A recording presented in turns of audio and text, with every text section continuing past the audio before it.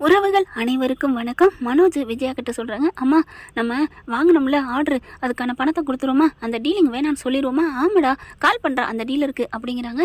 மனோஜும் கால் பண்ணுறாங்க, இந்த மாதிரி உங்கள் டீலிங்லாம் எனக்கு வேணாம், உங்கள் பணத்தையும் வாங்கிக்கோங்க அப்படின்னு சொல்ல. என்ன சார் விளையாடுறீங்களா, என்ன நினச்சிட்டு இருக்கீங்க, உங்களுக்கு நாங்கள் ஆர்டர் கொடுப்போம், கடைசி இதில் வேணான்னு சொல்லுவீங்களா. சார் இன்னும் நாங்கள் ஒன்று கூட உங்களுக்கு சப்ளை பண்ணல, அப்புறம் என்ன, எங்களால் பிடிக்கல சார், எங்களுக்கு வேணாம் அப்படிங்கிறாங்க.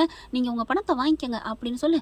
பணத்தை வாங்கிக்கங்களா, ஐயோ நான் இப்போ வெளியூரில் இருக்கையா அப்படிங்கிறாங்க.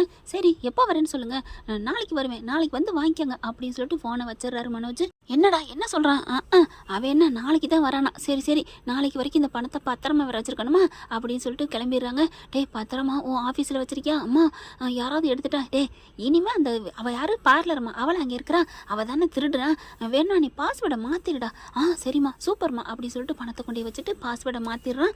அடுத்து அந்த ஆள் என்ன பண்ணுறாரு, ரோஹிணிக்கு கால் பண்ணுறாங்க. என்னம்மா உங்கள் வீட்டுக்காரனு கெஞ்சி கதறி கேட்டிங்கன்னு தானே உங்களுக்கு இந்த ஆர்டரை கொடுத்தேன், இப்போ என்ன உங்கள் வீட்டுக்காரர் வேணான்னு சொல்கிறாரு அப்படின்னு அவர் சொன்னோன்னே ரோஹிணி பதட்டப்படுறாங்க.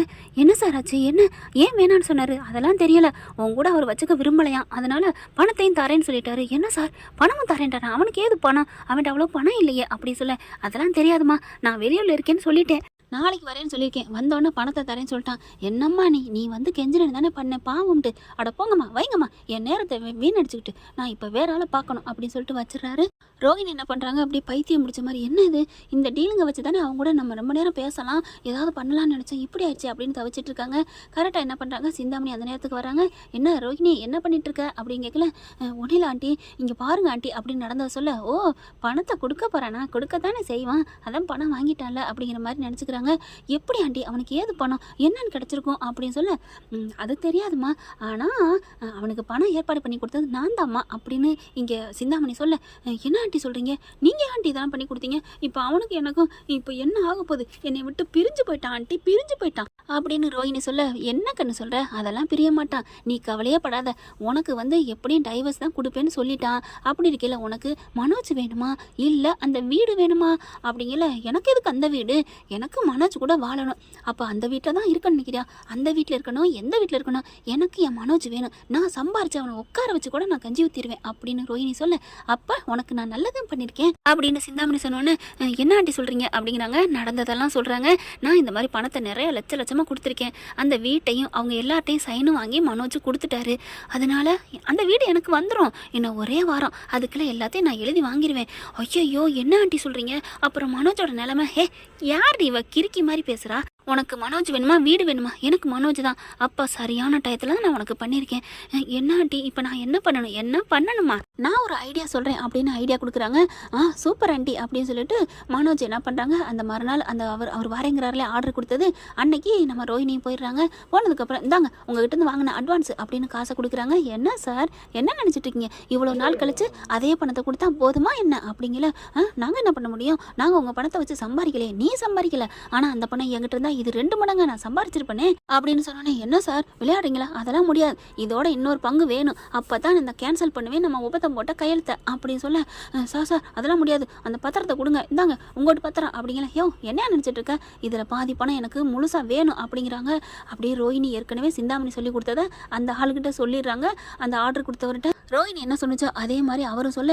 ஐயோ நான் மறுபடியும் இந்த காசுக்கு நான் எங்கேயோ போகிறது, இது ஏற்கனவே நான் வட்டிக்கில் வாங்கியிருக்கேன், ஐயோ ஒன்றும் பண்ண முடியாதேன்னு மனோஜ் தவிக்கிறாரு.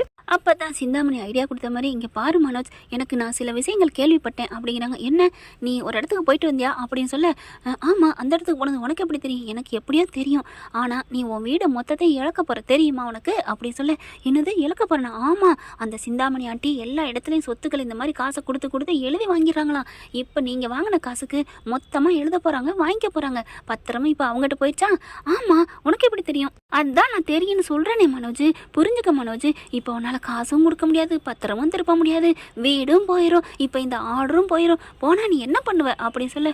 ஐயோ எனக்கு ஆர்டர் போயிருமா, இல்லை இந்த ஆர்டராவது வேணும், ஏதாவது வாடகை வீடு பிடிக்கணும்னாலும் எனக்கு வேணுமே, இந்த சிந்தாமணி ஏமாத்திட்டாளா அப்படின்னு கத்த. இங்கே பாரு மனோஜ், இனிமேல் ஒன்றும் பண்ண முடியாது, சிந்தாமணி ஏமாத்தினதான் அப்படிங்கிறாங்க. இப்போ நான் என்ன பண்ணட்டும், இந்த ஆர்டரை கேன்சல் பண்ணாமல் எடுத்து நடத்துகிற வேலையை பாரு, எங்கள் அம்மாவுக்கு தெரிஞ்சா உங்கள் அம்மாவுக்கு தெரிஞ்சா ஒன்றும் இல்லாமல் போயிடுவேன், அதனால் உங்கள் அம்மாவுக்கு தெரியாமல் நடத்து. தெரியாமல் நம்ம 2 பேரும் லவ் பண்ணலையா என்ன அப்படின்னு சொல்ல, ரோஹிணி இது தப்பாக போயிடாதா, இங்கே பாரு மனோஜ், அதெல்லாம் தப்பாக போகாது, உன்னால் என்னை மறக்க முடியுமா என்ன அப்படின்னு சொல்லி பேச அப்படியே பார்க்குறாங்க. அந்த ஆள் பாரு நம்மளே பார்த்துட்டு இருக்காரு, சொல்லு அப்படின்னு சொல்ல தனியாக தான் வந்து பேசுகிறாங்க 2 பேரும்.